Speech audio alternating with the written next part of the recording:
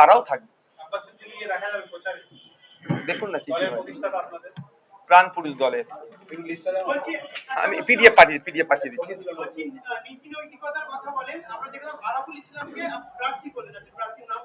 হ্যাঁ হ্যাঁ হ্যাঁ আপনি এক সময় বলেছিলেন যে জব করে মেরেছে তাকে বলবেন দলে দেব না, আপনার দল আপনি চেয়ারম্যান সেই দলে তাকে দলে নিলেন, আপনার নামও অবশ্যই। আপনার কোশ্চেনটা কি?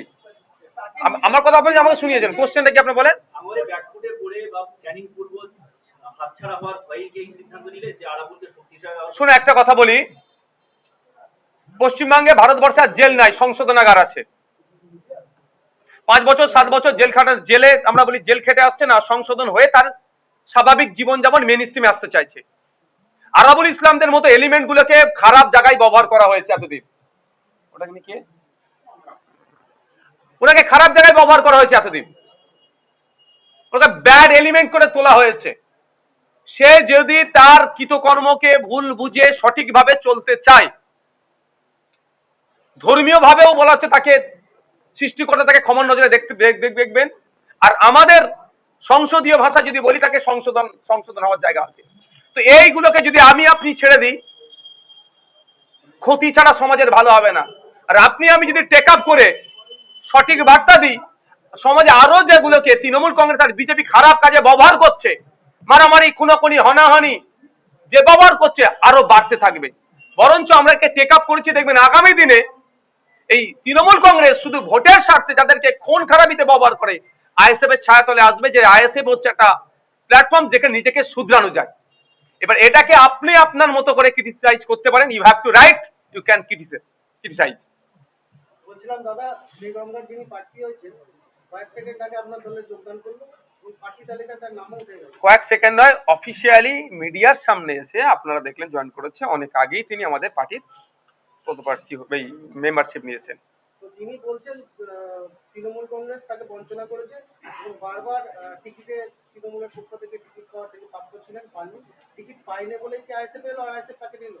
শুনুন, আমরা আমাদের যতটুকু সমীক্ষা চালিয়েছিলাম, আমাদেরও একটা ছোট্ট টিম আছে, যে আমরাও এইটাও আমরা অনেক আগে থেকেই দেখছিলাম।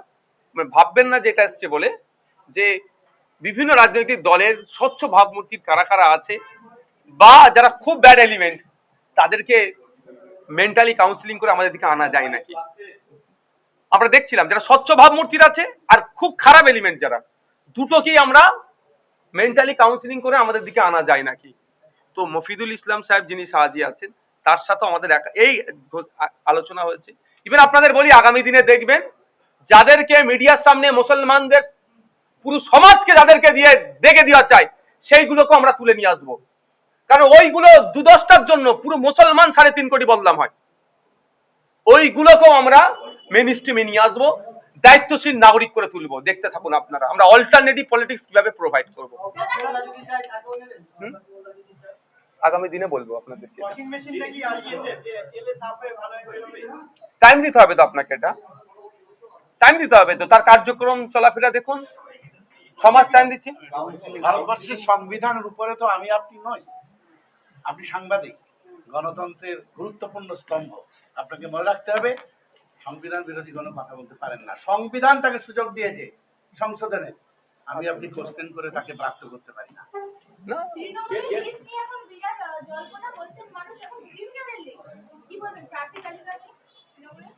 আমি বলবো না এটা, তৃণমূলের পার্টির সদস্য বলছে, টাকার অঙ্ক উল্লেখ করে দিয়ে না টাকা দিলে সিট আইপাক না কি আছে তারা দেবে না, এইভাবে উল্লেখ করছে। তাই আপনারা বুঝে নিন এবার সিটগুলোতে কি হয়েছে তৃণমূলে। তিনি হচ্ছেন তৃণমূলের প্রতীকে যেটা একজন জনপ্রতিনিধি, একজন রানিং কর্মাধ্যক্ষ রয়েছে জেলা পরিষদে, তাকে দলে নিয়ে নেওয়া প্রথম একটা জায়গা যা তৃণমূলের হয়ে লড়েছে, নীতিগতভাবে এটা একটা বাধা ছিল না? তিনি রিজাইন দিয়েছেন, তিনি কর্মদক্ষ পদ থেকে অব্যাহতি নিয়েছেন, তারপরেই তাকে আমরা পার্টিতে জয়েন করিয়েছি।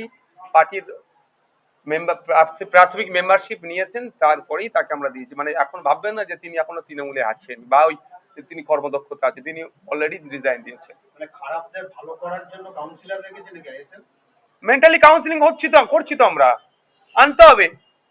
সবাই যদি ওদেরকে ছেড়ে দিই তো আরো খারাপ হয়ে যাবে। এখন অনেকে লাইনে আছে দেখতে পাবেন। Thank you.